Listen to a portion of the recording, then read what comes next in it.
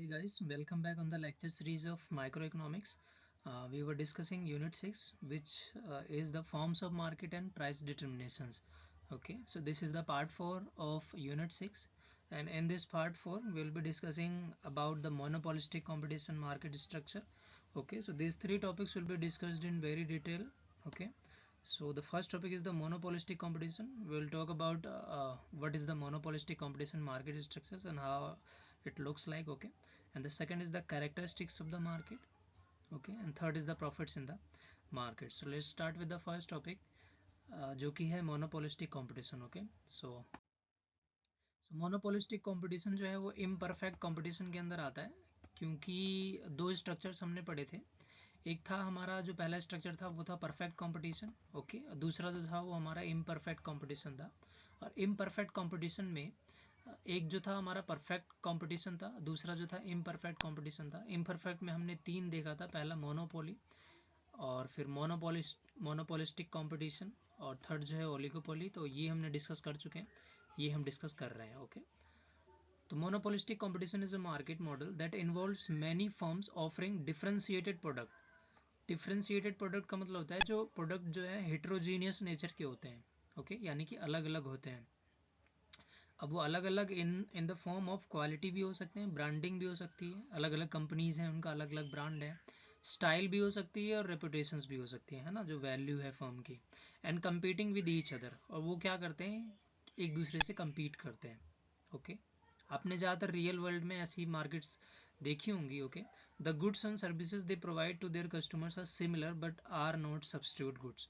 यानी कि एक जैसे होते हैं पर वो सब्स्टिट्यूट गुड्स नहीं होते हैं, क्योंकि वो थोड़े से अलग गुड्स होते हैं. ओके, सो मोनोपोलिस्टिक कंपटीशन जो है एक तरीके से देखा जाए, हमने परफेक्ट कंपटीशन में देखा था कि उसमें होमोजीनियस गुड्स होते हैं, जिसमें से क्वालिटी, ब्रांडिंग, स्टाइल और रेपुटेशन ये क्या होते हैं, सेम होते हैं. मतलब कोई भी इसमें डिफरेंस नहीं होता. प्रोडक्ट सब एक ही क्वालिटी के होंगे, एक ही ब्रांड के होंगे, एक ही स्टाइल के होंगे, एक ही कलर के होंगे, एक ही वेट के होंगे. ओके, पर हिट्रोजीनियस इसका उल्टा होता है. हिट्रोजीनियस का मतलब होता है जहाँ पर प्रोडक्ट जो है वो डिफरेंट है, जिसको हम डिफरेंशिएटेड प्रोडक्ट भी कहते हैं. ओके, तो यहाँ क्या होता है कि यहाँ जो प्रोडक्ट जो है आपस में वो क्या करते हैं, वो डिफर करते हैं, चाहे वो क्वालिटी को लेकर हो या कलर को लेकर हो. Okay, so monopolistic competition exist between a monopoly and perfect competition, combines elements of each.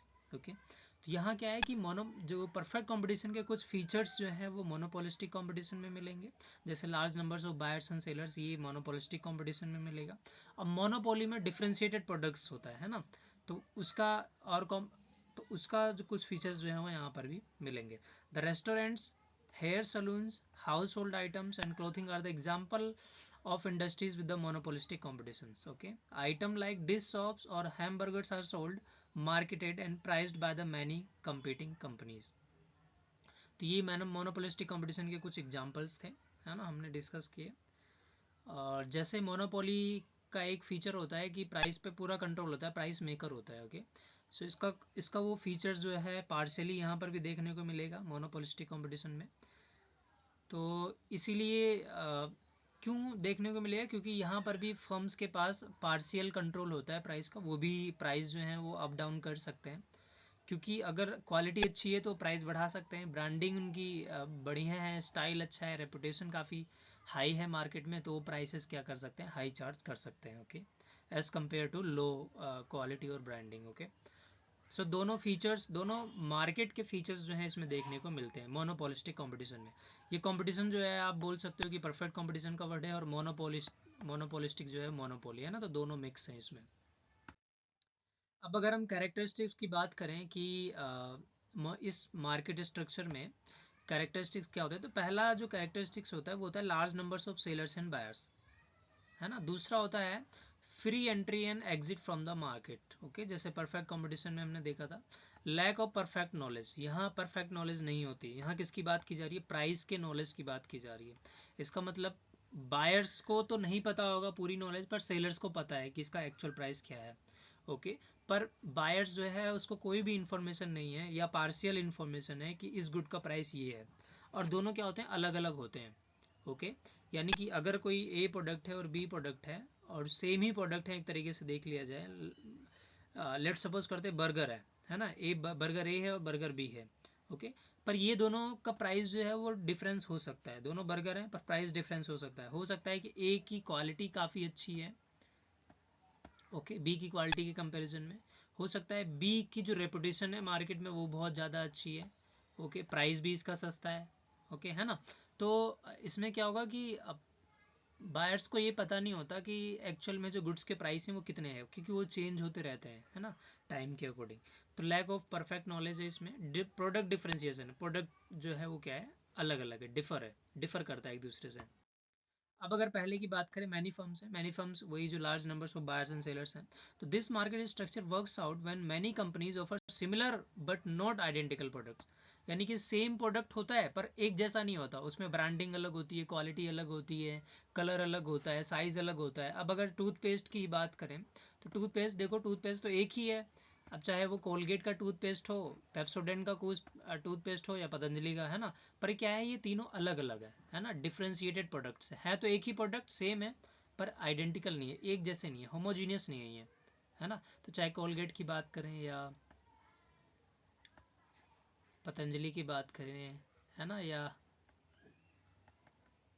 जो पेप्सोडेंट नाम का एक आता है उसकी बात करें, है ना, तो ये क्या है, ये अलग अलग है।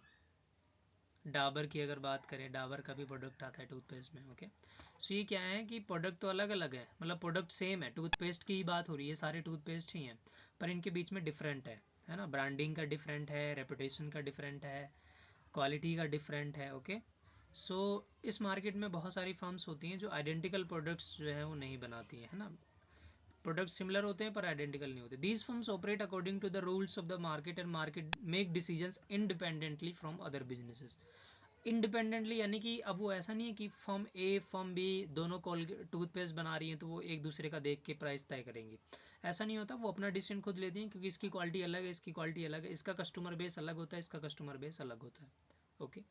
दूसरा जो फीचर है वो है free entry and exit from the firm, from the market. The free entry from the economic activity means economic market means that a business can begin selling a goods and services and experience few barriers to entry, while free exit means that a company can leave a market relatively free if it experience monetary losses. तो इसमें क्या होता है कि कभी भी जो firm जो है अगर आना चाहती है तो मार्केट में आ सकती है ना, और कभी भी जाना चाहती है अगर उसे लॉसेस हो रहे हैं तो वो जा सकती है।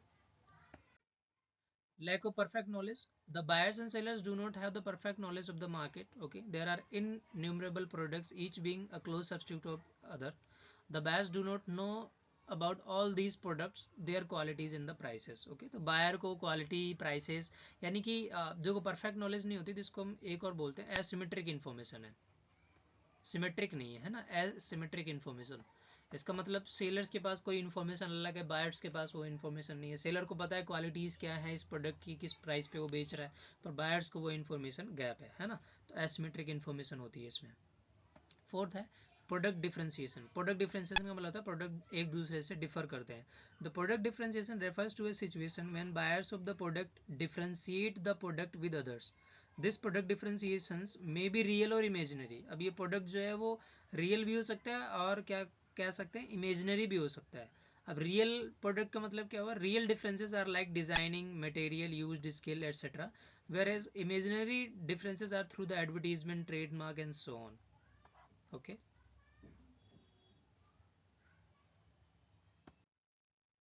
अब अगर मैं प्रॉफिट्स की बात करूं तो मोनोपोलिस्टिक कंपटीशन जो है वो दोनों यानी कि लार्ज नंबर्स ऑफ बायर्स होते हैं, सेलर्स होते हैं, ठीक है। तो उसके कंपैरिजन में बात की जाए अगर परफेक्ट कंपटीशन के, तो या मोनोपोली की बात की जाए तो परफेक्ट कंपटीशन और मोनोपोली जो है एक्सट्रीम सिचुएशन है बोल सकते हो, क्योंकि परफेक्ट कंपटीशन में बहुत सारे बायर्स और सेलर्स होते हैं, ठीक है, होमोजीनियस प्रोडक्ट होता है, पर मोनोपोली में एक ही सिंगल सेलर होता है, ओके।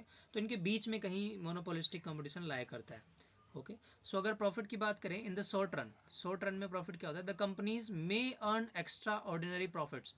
एक्स्ट्रा ऑर्डिनरी प्रॉफिट का मतलब होता है जब पाई जो है ग्रेटर देन जीरो होता है, या फिर आप बोल सकते हो जो टोटल रेवेन्यू टोटल कॉस्ट से ज़्यादा होता है, जिसको हम इकोनॉमिक प्रॉफिट भी कहते हैं, है ना, इकोनॉमिक प्रॉफिट। और इसका दूसरा नाम भी है, आप यूज़ कर सकते हो सुपर नॉर्मल प्रॉफिट,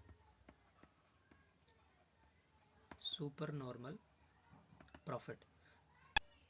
तो एक्स्ट्रा ऑर्डिनरी प्रॉफिट्स का मतलब होता है सुपर नॉर्मल प्रॉफिट, है ना, with in monopolistic competition firms.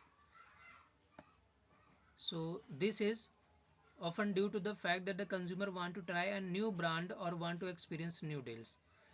More companies enter in the market, many firms see profits shrink to a more normal level.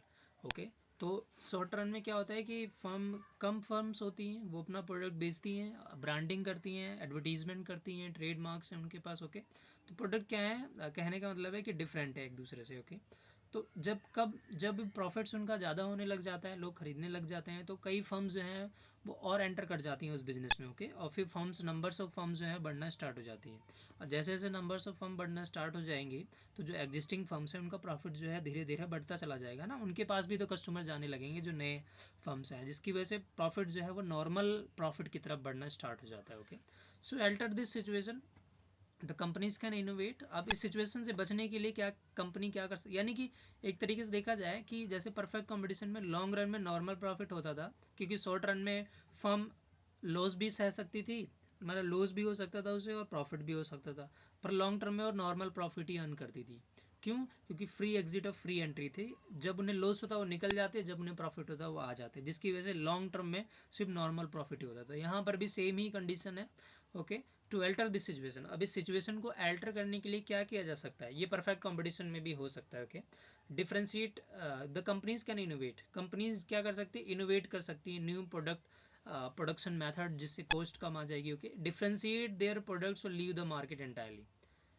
तो या फिर वो दूसरे मार्केट में एंटर कर जाए. Okay, the low barriers to entry and exit means that the company earn short term profits but quickly experience competition that may lower their margins. Okay, यानी कि शॉर्ट रन में तो वो प्रॉफिट कम कर सकती है, पर जो और फर्म्स हैं वो इमिटेट करना स्टार्ट कर देंगे, वो प्रोडक्ट्स की कॉपी करना स्टार्ट कर देंगे, और फिर वो एंटर कर जाएंगे मार्केट में, जिसकी वजह से जो जिन्होंने वो प्रोडक्ट जो है लॉन्च किया था उनका बिजनेस जो है, उनका प्रॉफिट जो है कम होना स्टार्ट हो जाएगा. ओके, श्रिंक कर जाएगा. तो इससे बचने का मतलब ये है कि और दूसरा नया प्रोडक्ट वो इनोवेट कर ले, जैसे कोई कॉपी कर रहा है तो अब वो हट जाए उस मार्केट से और नया प्रोडक्ट इनोवेट कर ले, है ना, या फिर कॉस्ट ऑफ प्रोडक्शंस कम कर ले और कम प्राइस पर बेचना स्टार्ट कर दें. ठीक है, तो थैंक यू. ये मोनोपोलिस्टिक कंपटीशन यहीं तक था, इसका हम इक्विलिब्रियम लेवल जो है आगे पार्ट में डिस्कस करेंगे. ओके.